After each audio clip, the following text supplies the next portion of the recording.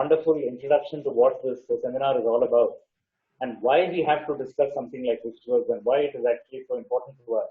So in the next 15-20 minutes or so, I will just take you through some of the key themes of what drove the idea of this seminar and why we wanted to do this. And I'll be followed by Nagaraj Garu, who will also take you through broad topics, a couple of more of a deep dive into what we are talking about. And after that, we'll get into the sessions. So let me start very quickly now. So here are some of the key themes that we are actually looking at. And see, there is all of you are familiar with this. See, there is the basic idea of the mantra in our Sanatana Dharma, in our Vedic tradition. There is the idea of the havis, where something is offered, right? Something is spoken, something is offered, and something is actually carried out. Something is done as well. So you have the mantra, you have the havis, the offering, and you have word and action. You know, the idea of thought and word and action going together is going to be very, very important. And another theme, which will probably be unusual to a lot of you, but I think is very, very important when we discuss rituals, is the whole idea of the human brain, the whole idea of how the human brain carries out, interacts with the phenomenal world, and how we actually deal with the problems and the issues coming up in the phenomenal world. And cognitive sciences inquiry actually is doing a lot of work on what ritual is like. And so I thought, there's this whole idea of ritual as a response to the randomness of life. I think it's very important to keep this in mind. And as I go along, I'll just tell you a little bit more about it. And I also find that there's a lot of confusion in the word karma itself. See, there is the karma of ritual, and then there is the karma of action in the phenomenal world. You know, we typically understand this from the Gita, right? Dispassionate action, where we do our duty, which is what Arjuna is exhorted to do by the Paramatma. So I think that is something that we need to keep in mind as well as we go along. And very briefly, the yogas of the Bhagavad Gita, you know, the Karma Yoga, the Bhakti Yoga, the Jnana Yoga. There is also a lot of confusion in the mind of people about what these different yogas are and how we are supposed to understand them as far as the ritual complex of Sanatana Dharma is concerned, right? Then there is this whole idea that karma and the karma kanda and the ritual practices are only a stepping stone, right? The idea is that karma kanda is somehow inferior to the Jnana kanda, and it is for people who are on a lower level in their spiritual journey. And the idea is that karma only serves, and I say here only, very advisedly, that the idea is that karma is for Chitta Shuddhi, right? Some kind of Chitta Samskara, which will prepare you for the real work, if you know what I mean, which comes in the Jnana Kanda. There is this idea as well. And this idea can be understood. I mean, one can understand intuitively at an obvious level as to why this is being said, but sometimes this is very pernicious as well. So that is one of the things that I think should be out there as we go through the day. And of course, all of you are familiar with this. There is the whole idea of Dharma Jignyasa, which is the Purva Mimamsa, right? The Purva Mimamsa looks and wants to inquire into what is Dharma. And that is the Karma Kanda, essentially. The conflation there of Dharma and Karma in that sense. And the Upanishadic portion, the Jnana Kanda, which is an inquiry into Brahman, into Brahma. So you have the Brahma Jignyasa. Right? Okay, so these are the broad themes, and I'll do a quick deep dive into each of these themes so that you get a sense of what I'm talking about. And I would request all participants and all the panelists as well to keep these broad themes and ideas in mind, because it will be wonderful for each of you to actually pick out points in these things and refer back and actually help educate us as to how best we have to understand these. So the mantra, the havis, and the yagnya I mentioned. And I think all of us are familiar with this, right? We, in Sanatana Dharma, we participate in Bhakti, we participate in ritual, we participate in yoga, in our spiritual exercises, with thought, word, and action. There is no doubt about this. However much we may want to elevate the meditative and the reflective over the ritual. And we all know that there is this huge debate about the spiritual versus the religious, right? We in Indian Academy have talked a lot about this, and how it is fashionable to say that I'm spiritual but not religious. And typically when people say this, they are talking about ritual, right? Sometimes they are talking about deities, sometimes they are talking about worship and temple going. But sometimes all they are talking about is ritual. So I think it's very important to remember that we have to engage with the word, manasa vacha karmana, and we have to engage spiritually, manasa vacha karmana. And this idea is deeply embedded in Vedic culture and in Sanatana. The other key thing that is deeply embedded is this very idea of reciprocity. You know, the Taittiriya Samhita says, Dehi me dadami te. And that entire verse is very beautiful actually.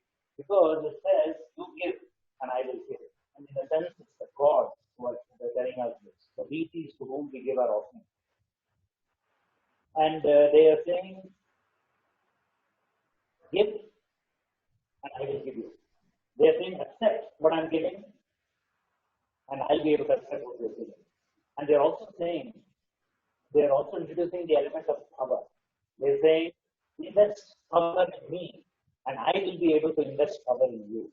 And this is a very fundamental, this is the foundation. Speak the volume again. Okay, you're losing volume again? Okay, let me see why that is happening.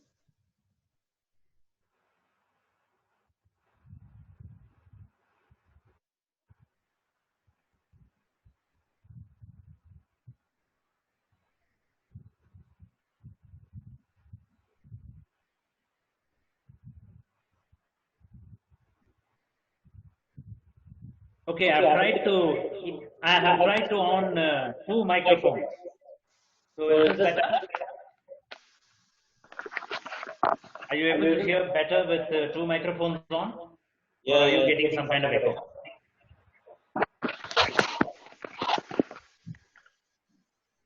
It's actually echoing now. Right, so wait, let me. Okay, how is this now? Yeah, but there is an echo. But it's better, but echo. Yeah, there is an echo. Okay, is the echo better now? No, echo has to be. I think there are two mics which are working. That is creating the echo. Yeah. No, I actually reduced one mic. I've actually cut off one mic. Probably what I will do is I will disconnect. Yeah, this is good. This is good. This is good. Yeah, I think I know how to fix this. If you just give me 30 seconds, I will cut the echo. Just give me a second.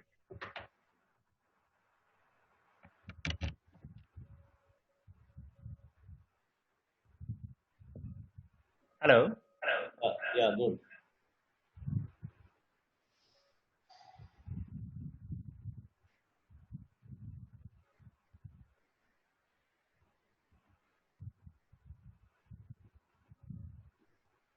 This is good. Yeah, are you able to hear me now? Yeah, fine. And is there an echo as well? Very little, but that's okay. That's tolerable. Yeah. It's tolerable? Okay, and you can also hear me clearly? Yeah. Okay, excellent. So let me continue. Sorry for that interruption. Yeah. So I was just talking about the Taittiriya Samhita's idea of Dehi me dadami te, and the idea of investing power in each of our systems. Okay, now very briefly, I don't know, some of you may be familiar with this wonderful story in the Taittiriya Samhita between, and this talks about two young Vedic scholars, Ramedha and Paruchepa, right? And Ramedha and Paruchepa are reciting the Samidheni mantras. And as many of you know, the Samidheni mantras are used, the Hotra recites them when the summits, the sticks are being ignited and when, an Agni is being invoked. And this is a very interesting story. And Rameda recites the Samidheni mantras. The Samidheni mantras are supposed to be so powerful that if you recite them correctly, Agni is invoked on its own, right? You will see Agni in the summit sticks. So Rameda chants it and Paruchepa chants it as well. But when Rameda chants it, Agni is not invoked. But when Paruchepa, his classmate, chants it, the Agni is indeed invoked. So Rameda asks Paruchepa, how is it that both of us study together? Both of us are equally good at this. How is it that when I chanted the Samidheni mantras, Agni was not invoked, but when you did it, it happened? And Paruchepa says, you see, there is the word ghritam, which is ghee, also has a deeper meaning of clarity. And this will be very interesting to a lot of people who believe in the symbolic meanings of the Veda, because this is there in the Taittiriya Samhita itself. And Paruchepa says, I knew ghritam meant clarity, and I was keeping this in mind. And because I was able to reflect the meaning in my chanting, that is why Agni was invoked. Which is, I mean, this is just a wonderful story to illustrate the idea that thought, word, and action, manasa, vacha, and karmana, are very, very integrated. Right? Now, this whole idea of cognitive sciences inquiry, psychological research into ritual. Many of you would have heard of B.F. Skinner, the Harvard University professor. And he did an extremely interesting experiment way back 50 years ago in 1948, late 1940s, early 1950s, where you all know the expression where the old experiments from the previous century as well, where animals are fed at regular intervals, and the Pavlov reflex, and people like to see what happens, and so on and so forth. And Skinner had these pigeons, these birds, in a cage, and there were levers which the birds could trigger in order to get food.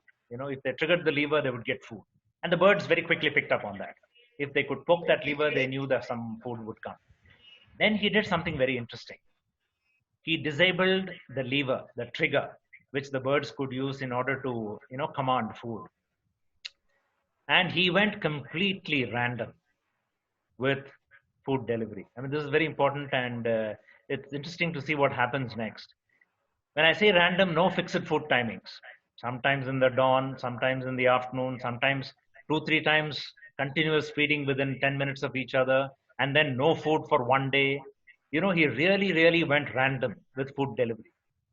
And he says, I mean, this is the rain dance that I've mentioned.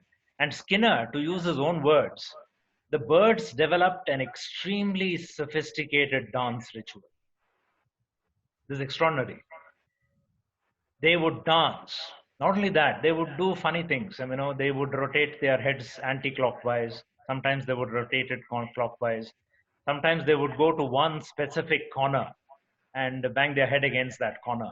So he was saying these are essentially what we can understand, some kind of ritual response, right? So, and he was suggesting, I mean, what this suggests, though he does not explicitly say it, is that ritual is just a response to the uncertainty and randomness of life. And I think this is fascinating, and I think you have to keep this in mind. And Nassim Nicholas Taleb, whom many of you have heard of as well, when he refers to the study in his book, he says the human brain, and a lot of cognitive and behavioral scientists and brain scientists have corroborated this as well. There is a wiring in our brain where we see cause and effect. We are trained to see cause and effect. And you can see why this is, right? Because humans have evolved to survive. And if a snake bit us and we die, we had to make that cause and effect connection, right? To give you a very simple example. So this is very interesting, and we need to keep this in mind. So when we talk about ritual, I think we have to project the fact, and I say it as a fact advisedly because all of you will agree, and I've experienced it, that ritual goes beyond coping mechanisms. It's not just about soothing our souls. It goes beyond the basic brain wiring. We have to accept it, but I think we understand that it goes beyond it. It goes beyond the aesthetic beauty of ritual. We all know how beautiful our ritual can be. And I think the value of our ritual, we have to show that it goes beyond the aesthetic component of ritual as well. And we have to show that it does give us insight into the very nature of life. And indeed, the very nature of cause and effect, because the Veda suggests that. It suggests that the way we engage with karma will tell us about what cause and effect is. It's not just about reciprocity. It's not just about the fact that we give something to the gods and the gods give us something back in return. That's very true. If you talk to Shrautis, they will tell you that with great confidence, and we'll look at that as well briefly. But we have to show that our ritual is all of these things, right? In other words, I've just put in there, with ritual, we are not just engaging with the phenomenal world, the world of cause and effect as we see it, but they're actually changing it. They're actually making a difference. And most importantly, we are influencing outcomes. in the phenomenal world. When we carry out a yagnya, we believe that outcomes are changed. Even in the morning, if you're just doing your sandhya ritual, we believe that it will influence outcomes, right? It's not just the regulation of the content of our consciousness, which is something that is very easy to accept, and even brain science will accept that. But it's a little more, and that I think is really the beauty of the ritual of Sanatana Dharma. And so I briefly mentioned this. There is this whole question of the karma of ritual and the karma of worldly action, and I think we have to keep this in mind at all points. Why? One of the many reasons why we have to keep it in mind is there is this whole idea of phala. The Gita, when it is talking about dispassionate doing of your duty, it is saying don't focus on the karma, on the phala. It is not telling you that you are not entire, that you don't wish for the phala. It is saying go ahead, yeah, sure, maybe you're doing it for the phala, but it is saying that that is not what you focus on, right? But the Vedic ritual, it is very clear that you're doing it for phala, and it is unapologetic about that phala. It says, yes, you're doing it for this. And I think that's actually part of the beauty of Vedic ritual. And again, like we've all talked about how we have wanted to push the ritual complex down on a lower hierarchy in the spiritual journey. I think it's important to be completely unapologetic about the phala component of ritual. I think phala is fantastic. We are all here in the phenomenal world. We have to live in it. And we want phala. And I think it's something that we have to work towards as well, right? It's also interesting that, karmas, what we do is also the entire ritual complex, as we've already seen, is dharma, the different dharmas. And that is why I think Paramatman says at one point, Sarva Dharman Parityajya. So that close link to Bhakti Yoga has worked. Unfortunately, it's a sort that if you don't fully understand it. And I remember once I was in conversation with Anjaneya Sharmagaru, and he was saying, people don't understand the shloka. And he was saying, only if you do dharmans, only if you do karma, can you even think of giving it up. So it is people misunderstand it, and we have to be careful how we relate to these fundamental components of our teaching of the Prasthanatraya. So as I mentioned, everyone is familiar with this. There are different yogas which are outlined in the Gita, and from this we also come to doctrine. And doctrine, I have always seen, is another thing that cuts different ways, right? So we have our Dvaita, our Advaita, our Vishishta Advaita. All of these to varying degrees are also theistic. Perhaps Dvaita and Vishishta Advaita more so. A larger stress on Bhakti. And Advaita, arguably, presumably, focuses on Jnana more. And as these doctrines evolved, we have also seen that at various stages, people in propagating one or more of these doctrines have tended to privilege Jnana over karma and bhakti. And this sometimes creates a confusion in the mind of the person who wants to dive deeper into Vedic culture, into Sanatana Dharma. And it almost seems as if ritual has to take a backseat, like I mentioned earlier, which is again a fallacy. And I think other people will also touch upon this, and I know Mukulji briefly touched upon it. See, in our encounter with not just the invader religions, the religions that came in and wanted to, laugh at so-called, like, we wanted to, defend ourselves, and we wanted to agree with the Macaulays, and we wanted to tell people that yes, our religion is not idol worship either, simply because they privileged that. They said that the best religion, the most superior religions are not iconic at all. And we fell into that trap, right? And we wanted to say, hey, look, we talk about Brahman, who is formless, who is without form. And we wanted to privilege that because we were afraid that we would otherwise be considered a ritualistic or superstitious religion. And unfortunately, some of the early movements in the 20th century went that way. Understandable. I mean, no need to criticize them. But I think now we have to become aware of that and make sure that we start moving beyond it. And with the simple purpose of bringing ritual back to where it really belongs. And it belongs in a very integrated way, right? So this is what I mean when I talk about doctrinal responses. Many of you have heard about the so-called integral yoga, right? The great Saint Aurobindo also propagated this.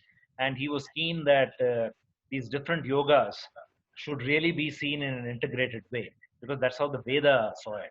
And I think it's important to remember that. One last bit on this topic. It's interesting. If you look at external attitudes, external scholarship in Vedic culture today, you will see that another opposition is set up. In fact, we won't go deeply into these scholars for now. I'll just tell you that there are scholars in the West who want to extol the beauty and poetry of the Veda at the expense of the ritualistic. And this is very tempting for a lot of people, especially the spiritual but not religious crowd, because they say, yes, oh, I love the Veda because it's so poetic, but I don't much care for the ritualistic. That's another trap. Because what these scholars are suggesting is that the ritual complex came later and was somehow superimposed on our Vedic Samhitas, which is a fallacy, A, and also again deeply dangerous because it undercuts the very foundations of Sanatana Dharma. Because there is no opposition between the liturgical, the ritualistic, and the, if you like, the reflective, meditative, or aesthetic components of the Veda. There is no opposition. I think we have to be very clear on that, and the tradition is very clear on that. So this is just a hijack. It's one more hijack. It's part of the European project where scholars like to say, oh, the Rig Veda is actually ours. It's an Indo-European text. It's not, it's before the ritualistic Brahmins got hold of it and things like that. You'll actually see this. I mean, if you deep dive into this, you will see this kind of a hijack going on as well, and you have to be careful about that. And this karma as Chitta Shuddhi. I mean, definitely there is a component of karma as Chitta Shuddhi. But I think, like I've mentioned all through here, it is important to understand karma as a foundation, definitely, but also as an end in itself. And the whole idea of Dharma Jignyasa and Brahma Jignyasa, I think we're all familiar with our great saints, right? Shankaracharya and Ramanujacharya and Madhvacharya and so on and so forth. And but there were other Mahapurushas as well. And sometimes in the way we tell ourselves certain stories, Kumarila Bhatta was one of India's giant intellectual giants, right? Dharmic giants. And he's up there with Shankaracharya. But we unfortunately tell ourselves certain stories that he was defeated by somebody and something happened and all that. People like Kumarila Bhatta, who are Mimamsakas, and their works teach us a lot about the Karma Kanda and also teach us to be essentially integrated. And some doctrinal gurus, Ramanujacharya, for example, was that entire complex, they were very keen on promoting the Purvottara Mimamsa. They did not believe that much in the division of Uttara Mimamsa and Purva Mimamsa. And a lot of people have told me that this is actually in some sense true of all the doctrines. I mean, one does not want to make a distinction here, as I'm sure you'll all agree that there are wonderful experiences waiting for us in each of these doctrinal journeys, and all of them are special. All these acharyas are very special, and they are precious in our heritage. And the essential idea here is that when we see the Uttara and the Purva Mimamsa in an integrated way, the Karma Kanda and the Jnana Kanda in an integrated way, much richer experience and engagement with the Veda is awaiting us. And this is what I put in the title, and some of you will be familiar with this, where it says the whole idea is that Kanda Dvayopapasyaya Karma Brahma Swarupine Svarga Varga Rupaya Igneshaya Namo Namaha. And what this beautiful mantra shloka tells us is the two Kandas, Kanda Dvayopapasyaya, Karma, Brahman. And even in some sense, I would go so far as to say Karma and Dharma are all the same things. Karma Brahma Swarupine. So, to just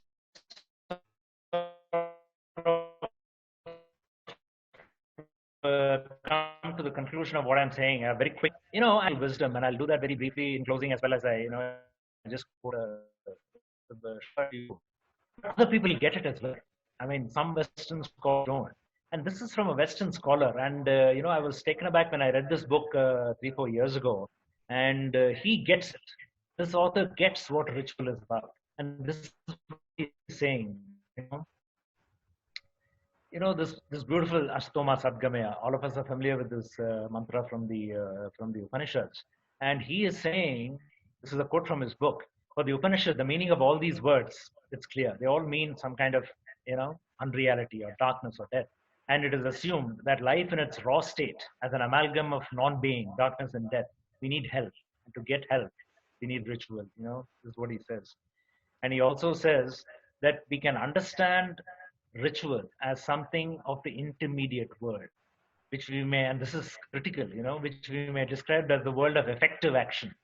We want action to be effective, right? One of the most beautiful things about ritual is it teaches you to be deeply mindful about cause and effect. I do something. What's going to happen after this? What is the content of my own consciousness when I carry out action? And there is no greater teacher than ritual. It doesn't even have to be yagnya. Even your sandhya ritual, even the simple offering of arghyam given to the utterance of the Gayatri mantra can actually make you experience this. And he also says ritual action is one of imitation of the gods. This is again very interesting. He says ritual goes above thought and action in a sense, in a way that thought cannot resolve it.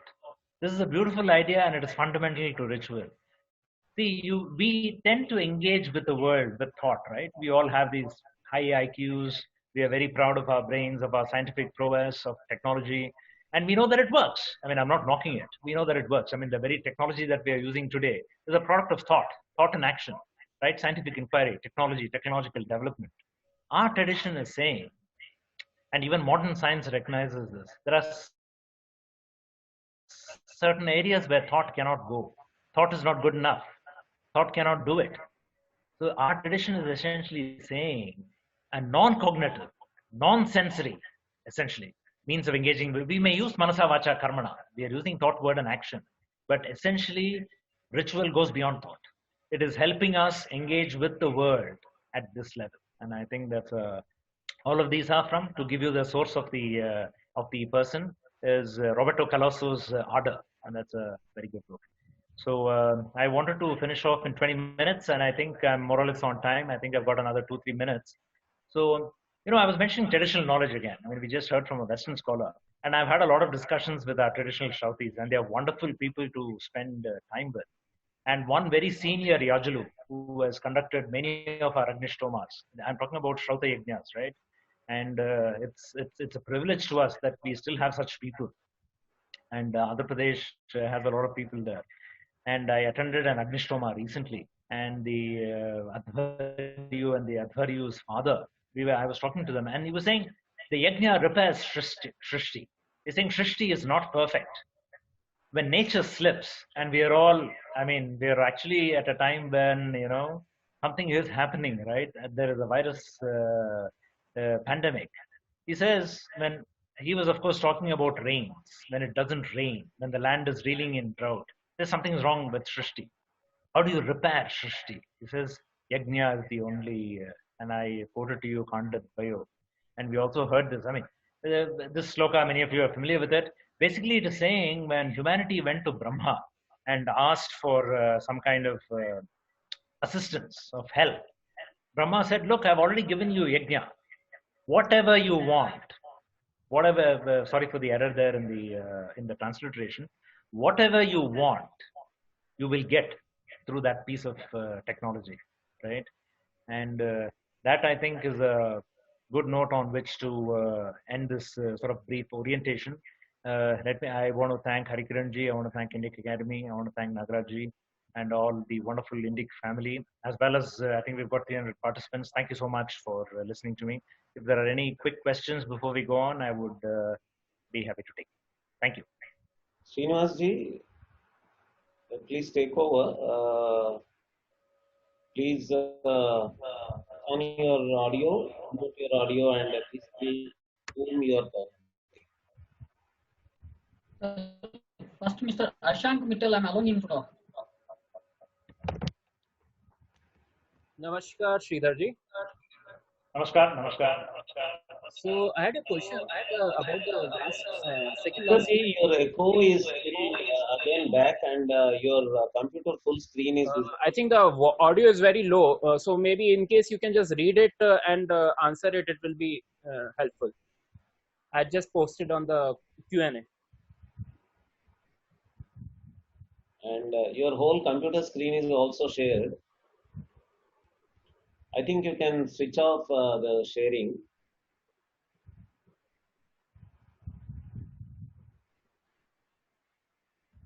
Yeah, now we are back to the panel view, and Srinivasji, you can start telling who is being permitted to question.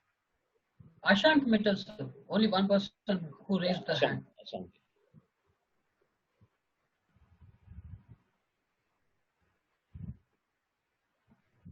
Mr. Ashank, please go ahead. Ashanji, go ahead. I can hear you. Okay. So, as you had said that rituals are basically for whatever thoughts we are having and we cannot act in the real world, it is kind of imitating those thought processes. Now, when we are having these kind of a traditional rituals and the underlying thoughts of which we don't understand, but at the same time for our personal spiritual journey, we might be having certain kind of thoughts. And so then is it that every person can create his or her own individual rituals which are imitating at that particular time that kind of key thoughts which is he having regarding his spiritual goals? Okay. Can you hear me? Yes, I can hear you. Slightly low on audio, but yes. Okay. So, see, when I said imitation, it is in the entire complex, the framework. You know, if you're in a yagnya, you have a certain process, you invoke something, you make certain offerings. So that imitation is a structured imitation. It's not a casual or it's not an imitation which is born of, our thoughts in some way imitating something. It's nothing to do. It's a very, very sophisticated, structured, practiced, well laid out, formal imitation. Right? It's important to remember that. Don't get distracted by the word imitation. When we say ritual is an imitation, an imitation of what? It is an imitation in a sense of the entire universe, of the gods. That's how our complex understands it. We are recreating the processes of the universe in our little yagnyas, in our little, when I say relatively speaking, in our daily rituals. So that is the idea. So be careful about how you understand imitation. It's a very, very structured and formal imitation. Okay. And as for the second component of what you were saying, see, I'm not saying thought is not useful. All I mentioned was ritual takes you to a next level. You can use thought. Thought helps you. I mean, nobody will ever want to, and our tradition definitely does not devalue thought. It gives it full value. Our tradition will sit very comfortable with modern technology. Our traditions and our shastras have no problem with technology. And what ritual is, it goes beyond thought. That is the idea that I wanted to put out there. Okay. So, next participant, please.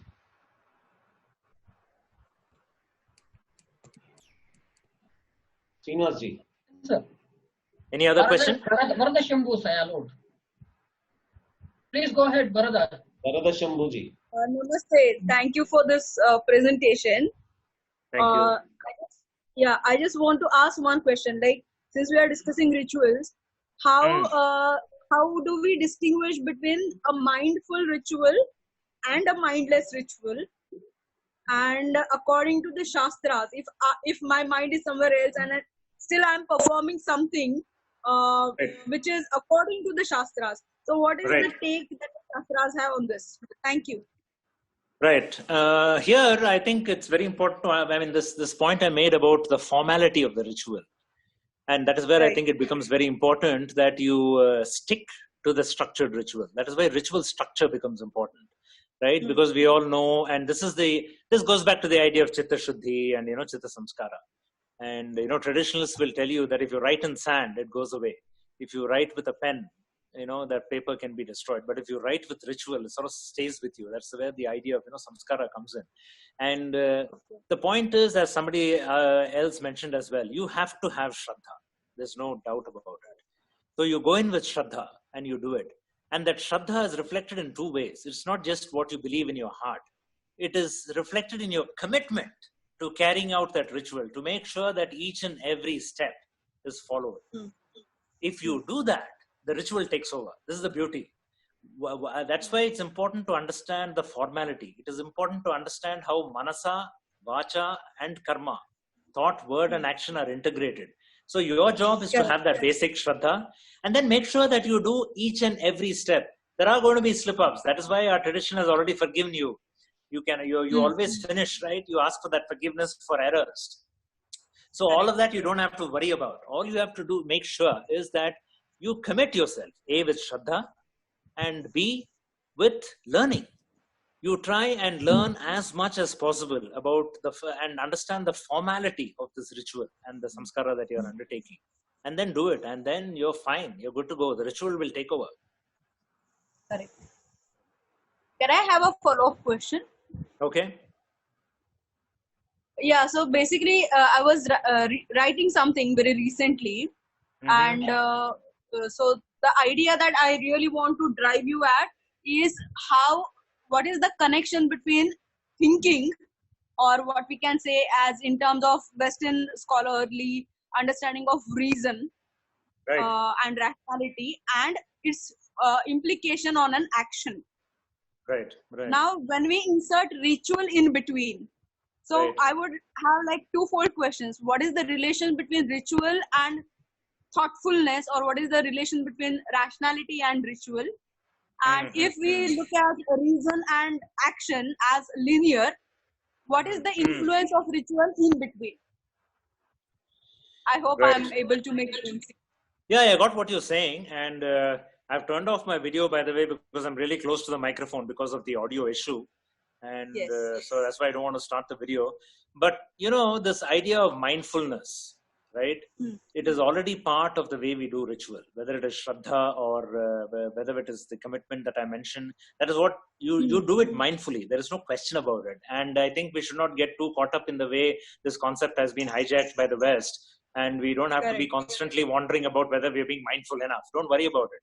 If you do it within our Shastric injunctions, you are already mindful. You're already in the ritual. Now, the other two words that you used, that is the link to rationality, the link to cause and effect, is what I've been talking about. In fact, that was what my presentation was about. And that is where the beauty of this lies. And, we will fully understand this only if we remove all these extraneous we have to forget about the fact that the ritual is just something to soothe our souls, or just a stepping stone to something better. We have to forget about all these divisions, and we have to look at it in an integrated way. In fact, and I've suggested this in my presentation, we even have to forget about its beauty. Our ritual is extremely beautiful. It's got high aesthetic qualities, but we even have to go beyond that, because there is still the world of thought and rationality. So I am suggesting essentially that that's why I like the idea that the ritual gives us a means of engaging, not just spiritually, even with our phenomenal world, even in your day-to-day life and relationships, in a way that transcends thought. You use manasa, vacha, karmana to do ritual, but what happens is beyond thought. Namaste, Sridharji. You said you participated in a Somayaga, and the Adhwari told you that this is a repair job of a creation. Yagnya is the repair job of a creation. Correct. May I know the person's name, please? This is the very well-known Krishna Yajulu. Krishna Yajulu. Okay, thank you. Do you know him? He's a very senior person. Yes, his son was the Advaryu in this particular Agnishtoma. Okay. I can share that it was a truly transformative experience to see a full-fledged Agnishtoma being conducted. Exactly. No, I just wanted to know the person who said that. I know, I understood. No, I was just sharing with the participants that since you referred to this yagnya, I just wanted to share that any of our Shrauta yagnyas, I mean, it's a rare privilege to be able to participate in them, because they are very, very elaborate and complex affairs. As many of you would know, a minimum of 16 priests is required, 4 each from the 4 Vedas. So as Dattaraj was just asking me, this was Krishna Yajulu. Yeah.